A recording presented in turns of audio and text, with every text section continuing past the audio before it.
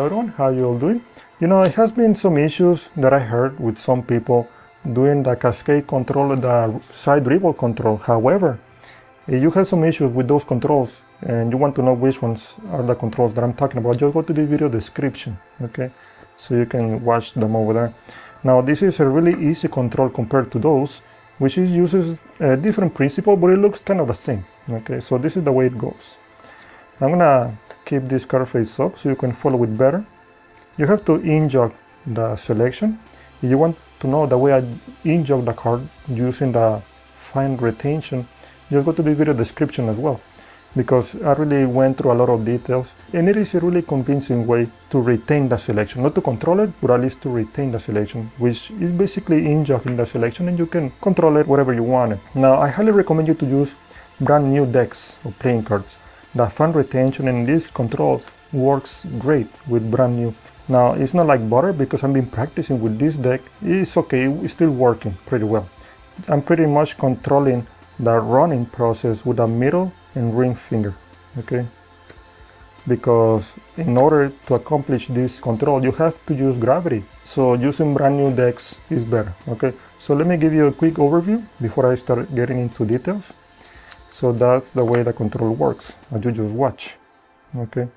I inject the card, and then I control it all the way on top. Notice by doing the first spread, I'm just running my thumb on top of the cards, but I cannot keep running the cards below the selection because the selection is in the middle of the way. So I need to use gravity instead, so the cards can keep running just in that little process, okay? So when you run, you can tilt the wrist just on the second spread.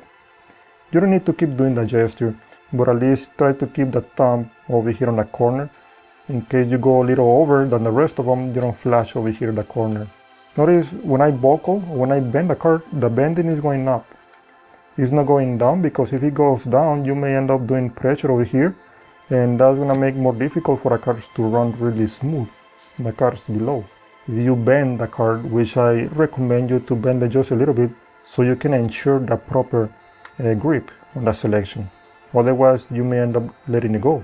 And right here, make sure you don't separate, make sure there is not a huge gap between the cards on top and the bottom of the selection, okay? It has to be as even as possible, the whole deck. And that's why you have to let go the cards below the selection right before you create this huge gap. So let go in the process. You can even let go before you get there, you know. Let me show you in slow motion. Keep an eye on the cards below, which is right here. Then your hands can go back up, okay? So you don't have to do the whole thing with the arm twist or tilt, okay? And that's it. I mean, just make sure it's bending up, spread, let go with a middle and ring finger, okay? You take it all the way out, and you're supposed to control or to square the card all the way on top before you do that third and final spread, okay?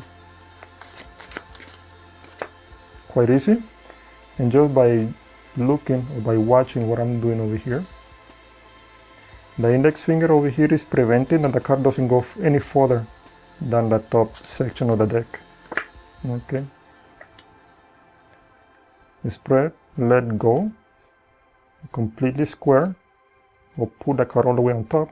Oh, one last thing, when you injure the card, make sure it's not any further down than the pinky, so you don't expose the corner. So it pretty much has to be the same thickness as your pinky finger, okay? So you don't have to be worried about flashing. The spectator can see straight up from the front, and your pinky, the thickness of your pinky finger is gonna be covering the injure card, okay?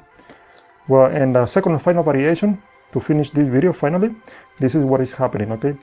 Notice when I have it over here, I just did this. I did a quick running. Now, that created a huge gap, mainly because the deck of playing card is losing its glossiness.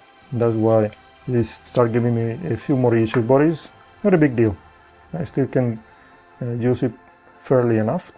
So, you enjoy, you control it, you don't even need to adjust anything. With a fan retention, you pretty much end up with an injure card this much.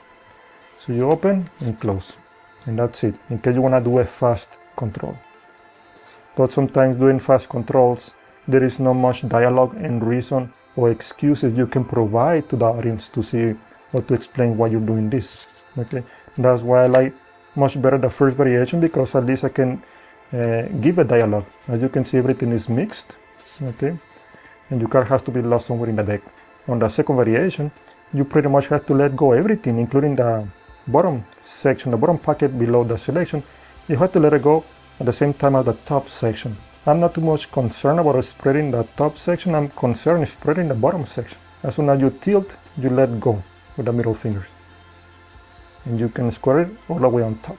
So once again, so you can see it a little better, I let go mainly the bottom section, so the bottom section can start running at the same time as the top one.